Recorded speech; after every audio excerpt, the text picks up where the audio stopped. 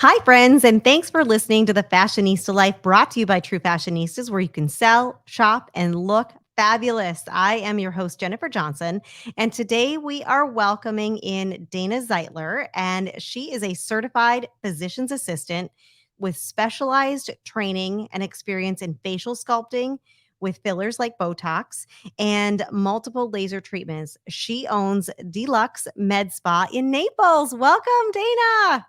Thank you so much, Jennifer. I am so excited to be here, and I appreciate you asking me on your show today. Absolutely. It's going to be a jam-packed show because I know we have a lot to talk about because we're all looking at our faces and going, "Oh my gosh, there's another line. I think that came up overnight. What happened here? What happened there?" And we're our own worst critic, right? Absolutely. So, what is the number one thing people come to you for? Is it fine lines? Number one thing is probably just not feeling like they used to feel, and they want to prevent aging. They want to prevent things from getting worse, or they're looking in the mirror and how they feel on the inside doesn't match the outside. Mm-hmm. Right. I've so been there. Hey, I'm not going to lie. We've all been there. I feel like I am still 20, 25. I feel 16. So, and clearly my face is not saying I'm 20, but yeah. Actually, I wish we could just stop time right now. Right? It's a good place right now. Right. I totally agree with you. So we know a lot, a Mhm. lot more than we did back then. And yeah. Yeah. So, okay, fine lines. What can we do for fine lines? We usually see them. I always see mine like right here at my crow's feet. Yes. So fine lines, the most common areas for fine lines, honestly, are crow's feet, the little 11s that we get in between the brows, and sometimes just from scrunching and frowning or in the Florida sun, kind of glaring in the sun, and also the little lines we get on the forehead. So those are probably some of the most common fine lines, and those are easily treated usually with Botox or a we call them neuromodulators or neurotoxins. So there's 4 on the market in the United States. So Botox, Dysport, Xeomin, and Jeuveau. Okay. And they work by relaxing the wrinkles. Really? So it's just inserted in there with a needle prick. And then after a few weeks, they go away, or do they not always go away? So it depends how long they've been there and how deep they are, how etched they are into the skin. So similar to if you, let's say for clothing, clothing's in a pile in the laundry and those wrinkles get kind of etched in there. You can lay that piece of clothing flat and a certain number of those wrinkles will sort of soften and unravel, but it might not completely chill out those wrinkles until you iron it or steam it. Okay. So the more I do, for example, Botox, will it make those lines go away eventually? Sometimes it depends how long you wait to start. So the earlier you start to prevent them from ever etching in the first place, then the best wrinkle, we always say the best wrinkle is the one you never get. I love that saying because start early. Yeah. Is what you're saying. Yeah. So it's an injection. It is an injection. We use numbing cream. We use ice. It's a tiny little insulin syringe. If you've ever seen it's a teeny tiny little needle. I usually tell people it feels kind of like a mosquito bite, which doesn't feel good, but it's not horrible. And we do a little talkesthesia during the treatment where, we solve all the world's problems. And usually it's over before you know it. It's pretty easy. And the worst thing is the cold that comes after it. If you put a cold compress, that's like the worst of the whole thing. It's not even the needle prick. Yeah, sometimes. And it does take, you asked about how long it takes to kick in. It does take about, I would say a week to start seeing results after you do it. So you'll walk out of the office and you'll be like, okay, what did I just do? Nothing happened. My wrinkles look the same. And then usually about 5 or 7 days later, you'll start noticing that you can't frown as much or you can't move that muscle quite as much in between the brows. And usually it's a full 2 weeks for full effect. So in our office, whenever we see somebody for the first time, we will schedule a 2-week follow-up when it's all kicked in, and we can take a look at you and make sure the dose was right and everything is perfect and you're happy. I love it. But the other thing is don't go into the office with the mindset that, oh, I have an event coming up this weekend. Give me some Absolutely. Botox, because number one, it's not going to work that fast. And number two, you could bruise. Absolutely. That's always, we try not to bruise, but it happens. It's a needle in your face, and some people are more prone to bruising than others. My skin, for instance, if I do something to myself or my other providers do something to me, I plan on being bruised for at least 2 weeks, because that's how long it takes me to heal. But other people don't bruise as easily. Everybody's different, so it just depends. But absolutely, I plan my wedding people months in advance. Makes sense. Because I don't want to take any chances of anything funky happening to them before the wedding. So we usually, I have lots of people, and we plan like 6 months in advance what we're going to do to them to get them wedding ready. So how long does Botox last? Botox lasts anywhere from 3 to 4 months approximately for most people. But everybody's metabolism is different, just like with food or anything else. Some people that exercise a lot, they might burn through it a little quicker. Oh, I didn't even think about that. Yeah, because it's metabolism driven. Just metabolism. So, there are people that burn through it quicker than others. Some people require a higher dose. Men, for instance, they have larger muscles. They require a higher dose than somebody who's sometimes people who have been doing Botox for a really long time. We're able to lower their dose in certain areas because the muscle shrinks a little bit. Oh. Yeah, so it doesn't require quite as much over time, sometimes. So we know we've talked briefly about Botox, but I've heard a lot of, oh, well, filler this or filler that. Like, what are the differences? Why would you use a filler versus Botox? Just for our listeners, in case they don't know, because I don't know really. Like, what's the difference? So, Botox is a muscle relaxer. So it you put it with muscles in our face that make expression, like the frown expression, or smiling expression, and that will relax the muscle underneath the skin, and that's how it works, by relaxing muscles. Fillers, I kind of think of them as like a spackle. But instead of putting it, like if you have a crack in your wall and you put spackle in that wall, it fills in from the outside, but fillers fill from the inside. So we do use a needle, and we fill into the wrinkle underneath the skin, and we plump it up. And it's pretty instantaneous. Is it the same size of needle that you would use for, like, is it going to hurt worse? That's what I'm getting at here, right? Like, what's the pain factor? Honestly, maybe a little bit, but there is, all of the fillers in the United States have lidocaine in them, which is an injection. It numbs you. So once you put just a tiny little bit in there, you're going to be numb in that area, maybe for about an hour afterwards. So it's really very well tolerated because of the numbing and the ice and all of the things that we do. And it is a tiny little bit of teeny tiny needle. It's not quite as small as the Botox needle, but it's still really tiny. So do you see those results right away, since you're filling it up versus? Yes. So that's the magic of filler. It's it's magical. You put it into the wrinkle, and the wrinkle is gone. I mean, you could still get a bruise, but usually the wrinkle disappears or softens right there. Oh, wow. Immediately. So you look in the mirror afterwards, and it's wonderful. So why would I use Botox versus the filler if I know it's instantaneous, or is it used in different ways? Like, I know I've heard of people using it in their, what is this called? The frown, not the puppet lines, or the nasolabial folds, or the marionettes. Yeah. Yes, right here over your. So is that where it's normally used, or could I use it in my forehead, or really anywhere I'd use Botox? So generally speaking, we don't use we can use small amounts of Botox around the mouth, but because we use our mouth to talk, we have to be mindful. We don't want to paralyze the muscles that we use for speech and talking. Oh my gosh, I never thought of that. Or eating, or you can use a small little amount around the mouth. We do things called a lip flip, and sometimes I put a little tiny bit in the chin, but it's really small amounts because we don't want to completely paralyze those muscles. We want to allow for for drinking out of a bottle or a spoon or whatever. Maybe me, I keep munching. Like, how can we prevent the munch? Yeah, or our wine, whatever. We don't want to be drooling. So that's so true, right? But I love to do Botox around the mouth, but small, tiny amounts.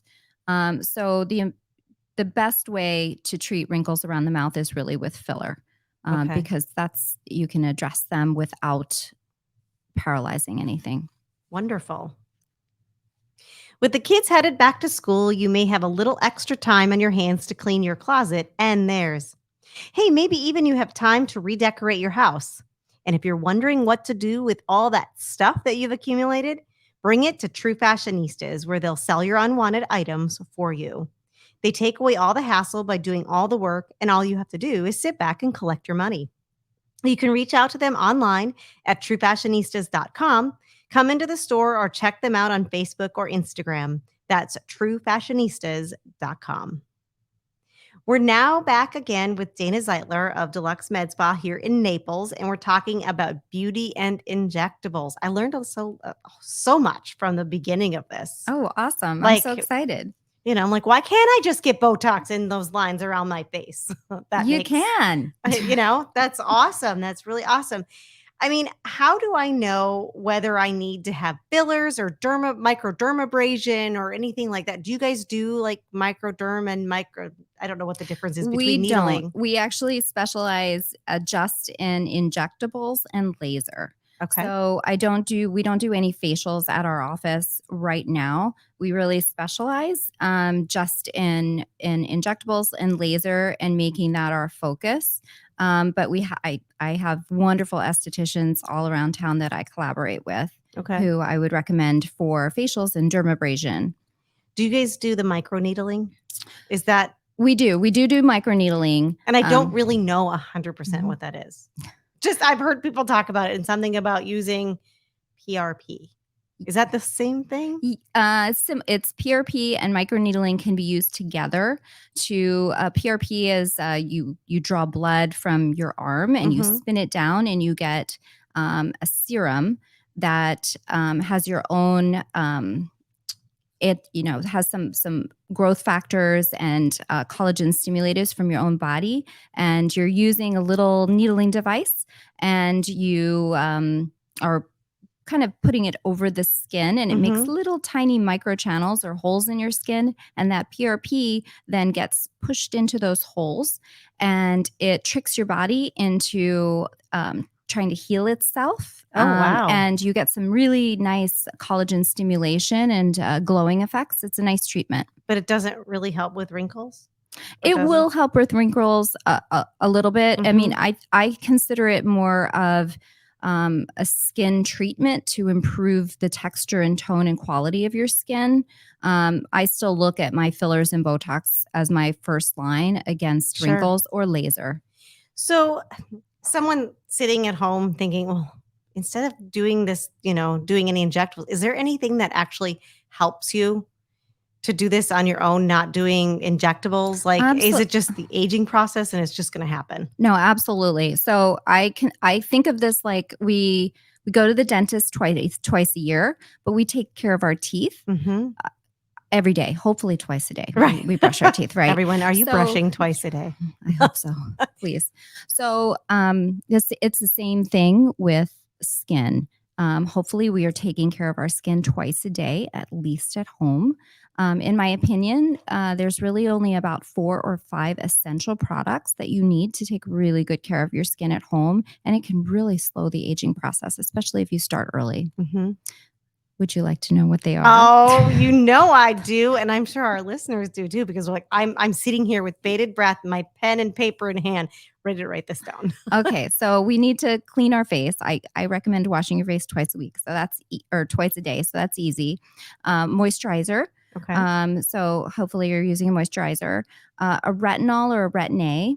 So if the sooner you can start on a retinol or a Retin-A, the better. because that stimulates cell turnover, and it is FDA approved and cleared to actually reduce fine lines and wrinkles and improve skin quality. And the number one most important is a sunblock. Oh, yes. Find a sunblock that you love and fall in love with it and wear it every single day. I probably have 6 different sunblocks in my arsenal, depending on which one I want to use.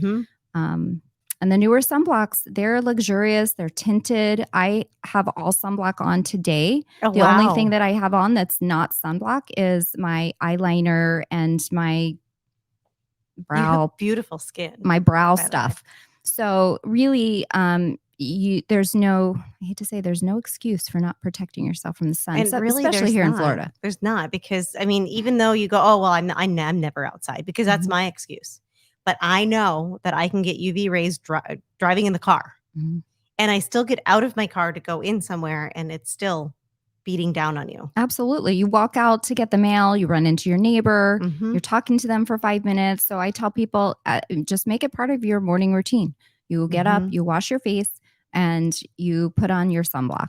So that's really the number one. The other product I didn't mention, vitamin C. I love a vitamin C. Like ingestible, or one that you actually topical? The one that you topically apply. It's clinically, it's proven that it amps up your sunblock. It helps protect your resistance to the sun, and it's 30% better absorbed topically through the skin for skin improvement. I mean, obviously you want sunblock, or you want vitamin C in your vitamins as well, because it prevents scurvy. But we usually eat enough product that has vitamin C in it.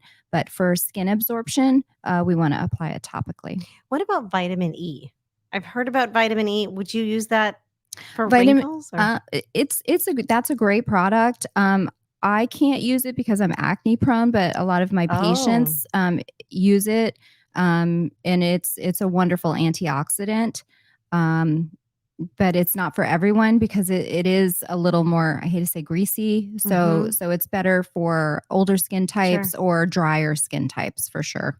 Wow, that's great information, and we'll hopefully be able to drop something in our show notes so that our guests can. Absolutely, I can put the little list. That'd be awesome. And they don't have to spend a lot of money. I mean, we have our favorites in our office, but honestly, you don't have to spend a lot of money to take good care of your skin.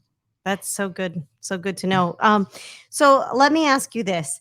So if I need to, how early do I start? Like, how, do I start in my 20s? Is that like unheard of? Or do you just start when you see that first wrinkle? So I have several girls in my office that are in their 20s, and we have started them on Botox or wrinkle relaxers. And they have very strong expression, and their lines were starting to get etched in.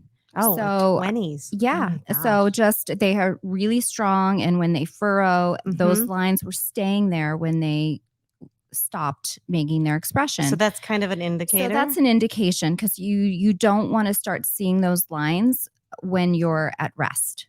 So if you're starting to see those lines and they're kind of getting etched in, it's time for Botox to prevent it from staying there permanently, ideally.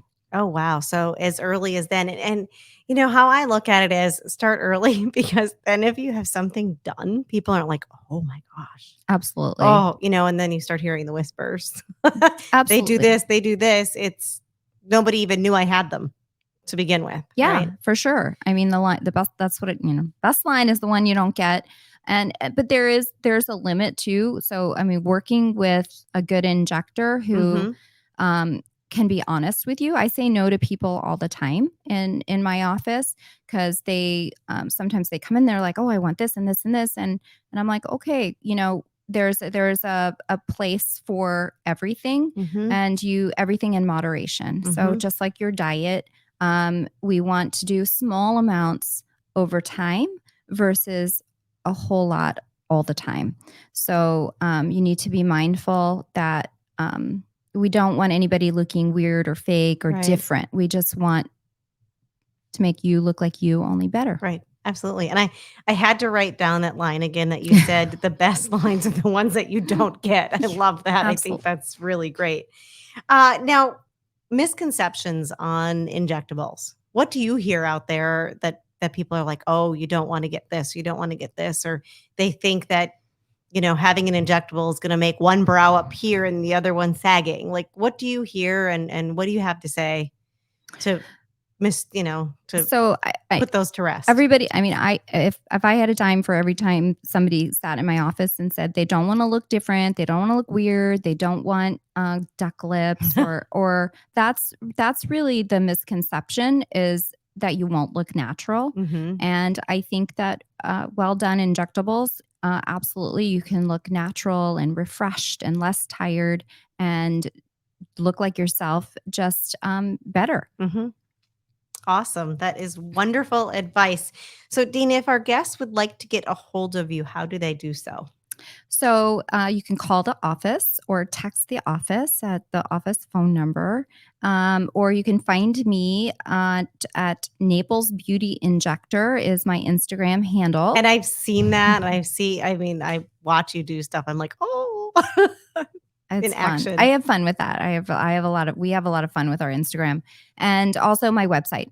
So you can do appointment requests. We have other injectors besides myself in my office that I have personally trained, and we would love to have you. Wonderful. Thank you so much for being a guest today. Thank you for inviting me. And thanks again, friends, for tuning into the Fashionista Life with Jennifer Johnson, brought to you by True Fashionistas, where you can sell, shop, and look fabulous. Make your day fabulous.